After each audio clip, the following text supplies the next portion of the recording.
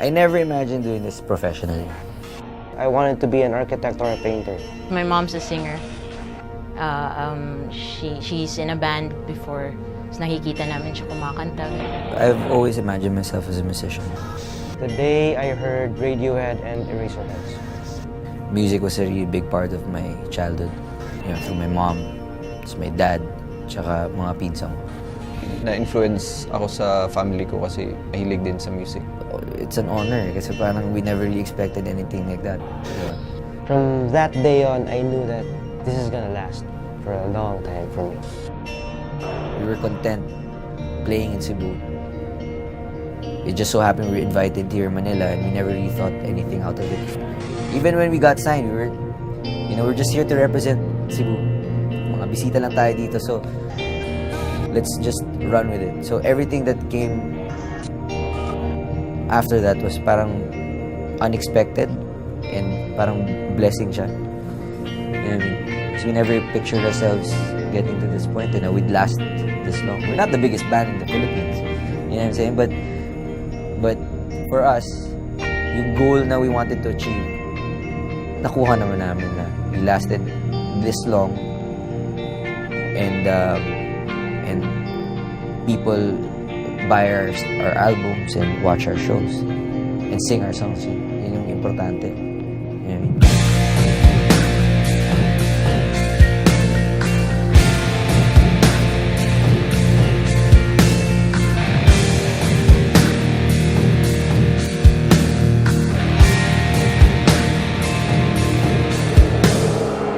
Una ko narinig yung urban dub na pagkikwentuhan namin. I am totally clueless na may banda si Gabby na ganito kabiga. Ganda na sa amin ni mayroon daw banda sa Cebu na urban dub. I had no idea who they were.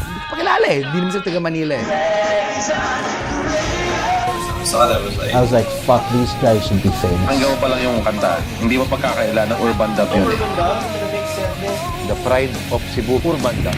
Kami yung starstruck eh. Unang kita pa lang, wow. Ganun ako ka-blown away para talaga Gulat na gulat kami, gagaling nila. Wow, they're a really good live band.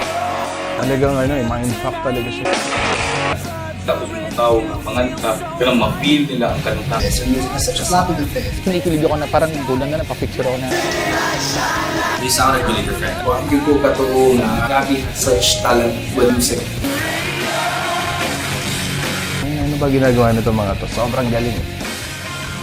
Lahat nag-align sa kanila. Lyrics, look, sound. Pure fan. The common denominator namin is rock, obviously. There's no one that sounds like them. Came against the person sabi, parang hindi Pinoy. They're the giant sound of the South. Sobrang amazed ako. It's the songwriting, it's the performance. Tsaka tumuturo ng gano'n sa ito. When you see them, you really watch them and then mamamangha ka talaga eh.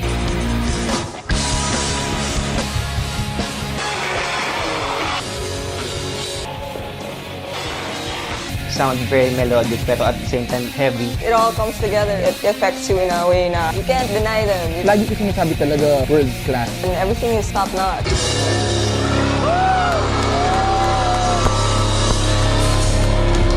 Salamat sa kayo. Thank you so much.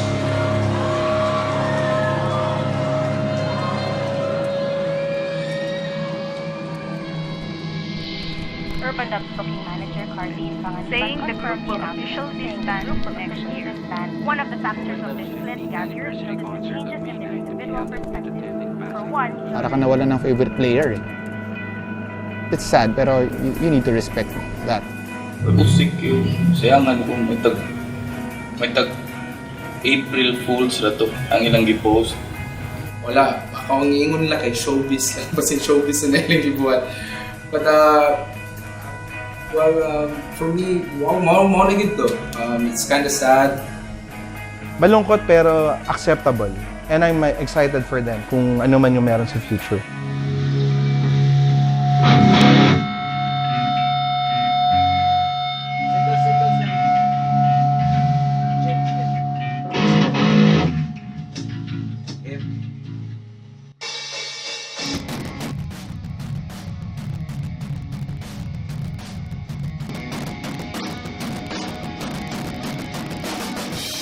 Earliest solid memory, siguro, the first time I held a guitar, siguro I was 9 years old.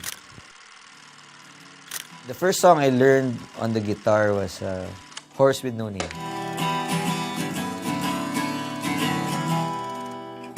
The first time I held a musical instrument is when I was 12 years old. There's an acoustic guitar sa bahay, no? Tapos yun, jam-jam lang sa song hits, ganyan. Mga very basic lang. Like mga Eric Clapton, ganyan. Yung Wonderful Tonight, 4 chords lang. I was on 6th grade. My mom bought me an acoustic guitar, but I started playing the guitar second year high school. Same guitar. Yun, jam-jam lang, bali sa family. Tapos yun, doon na ako na hook sa music din. Yung natututo akong mag-gitara talaga nung una. Tapos nag-bass ako. Tapos hanggang napunta ako sa drums. As a kid, growing up, even through high school, nagkabanda rin ako nung high school. I always like to write songs, poetry, and stuff like that. Because my mom's a singer. She's in a band before. So nakikita namin siya kumakanta, ganun. Hindi banda, parang more on performer na singer siguro, like her, ganun. Na-influence ako sa family ng dad ko, yung mga kamag-anak niya, mahilig din sa music. Kaya yun, parang every may gathering, dun sila mag-set up ng mga gamit. Yun, jam-jam lang, bali sa family. Tapos yun, dun na ako na hook sa music din. Grade school, I wanted to be an architect or a painter. High school, yes. The day I heard Radiohead and Eraserheads. The first time I felt like I wanted to be in the band after when I became a fan of the Eraserheads. You know what I mean? So I was about 11, 12 years old. Tapos pinarinig sa akin ng mga pinsan ko, saka Inta. I was visiting here from Cebu, tapos parang pinarinig nila sa akin yung pare ko. And then, syempre may mura. Tangin na, diba? So, oy, ano yan? Ayos yan. And then you see them na they're very simple guys lang, hindi dressed up like the bands that you used to see on TV before. Parang, it really connected with me. Na parang, pwede lang naka-jeans, sneakers, grunge.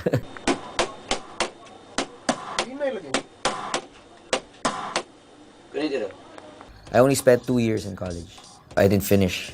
Kasi at that time, I really wanted to start a band. You know, I wanted to be connected with music during that time. Parang naging masyadong fan ako ng music. I worked as a DJ sa NU107 Cebu before. So I was doing that while I was in college. In my head, I'm doing something that I loved. Like I was near music and, you know, I'm making little money off of it. Parang, this is the life. Ito na. So I quit school. The same thought process na parang, sige, mag-DJ ako and then I'm gonna start my own band.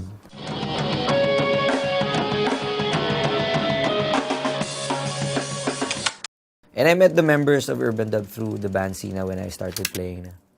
Urban Dub started with me being in a band with Jed Honrado. We were in a band called Deus Ex Machina. I was the bass player, and then Jed Honrado was the guitar player for that band. During the same time, Jed was in a band with Lalay and Alex Lim. The band was called Side Dish. Jed was the guitar player then for that band. So he knew na Lalay. At that time, the band didn't want to do original material. Jed was already planning to leave to go back to the States with his family. So parang he felt bad na aalis na lang daw siya ng Pilipinas and hindi pa daw siya nakakagawa ng full album na original material.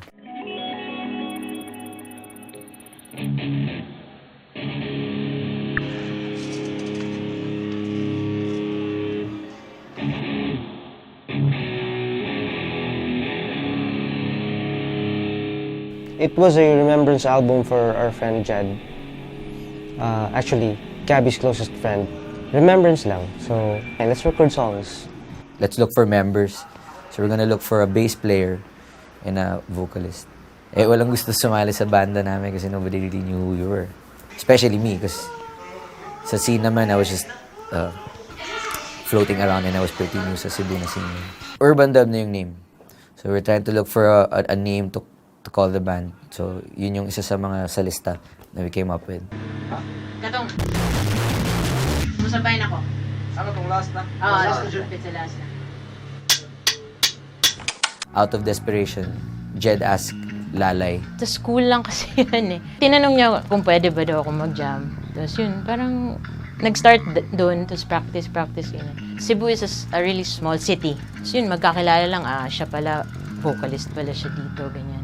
Ito, gitarista pala siya dyan. Sinabi lang namin sa kanya was, we're just gonna record an album para kay Jed before he leaves, para may remembrance. And then, that's it. Because at that time, she was still in college. She was sort of a junior in college.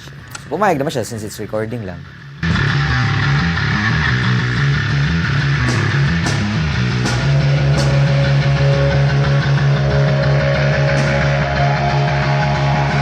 The music scene in Cebu is so small, so everyone knows everyone. Me, Lalay, and Gabby is in the same school.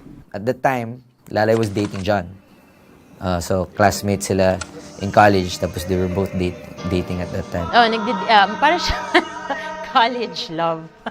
Parang ganun si John dati. Whenever we tried to get a vocalist, wala kami makuha. So, Jed said, I'll play the drums, you sing and play guitar. And let's just look for another guitar player to add to the fold. Sabi ko, sige, kung wala tayong vocalist, ako na lang kakanta. So, if you got time to spare for me to talk too long time, let's reminisce go over. Eventually, we started auditioning guitar players to join the band. Si John would tag along kasi siya yung kasama lagi ni Lalay. Sumasama siya sa akin sa practice. Para siyang tech, in a way. That was Lalay's tech at that time, so Lalay and Gabby, they were looking for a guitarist. We never really found anybody who would kind of fit yung iniisip namin with the few songs that we had already ready to record. One time, there was this one guy that auditioned na hindi niya makuha yung part. Si John, since he's been going to all the practices and watching us play, sabi niya, eto, ganito yan, oh. Kinuha niya yung dinampot niya yung guitar and then showed the dude how to play it. And then he played the rest. So kami ni Jed, tingin na kaming dalawa na parang... He couldn't play the riff. And I said, no, play it like this.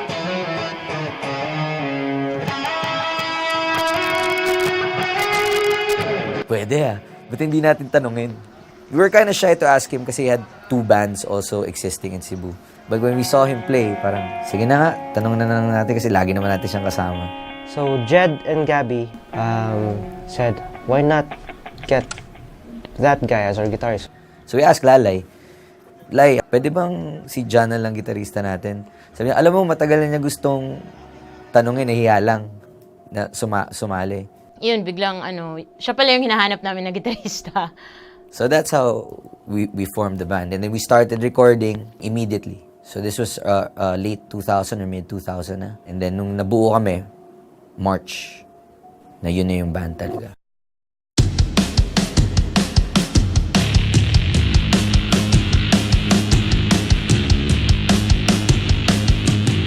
After a while, people started really noticing the band. Now we were slowly starting to establish ourselves in the music scene ng Cebu. And then, since Jed was a DJ, pero medyo pop station eh. When we recorded our first song, it was called Would You Go, he played it sa station. Ini-insert niya yung songs namin.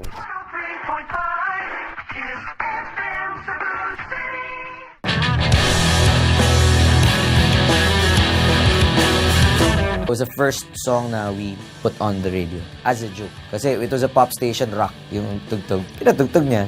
And then, nag-pick up sa Cebu.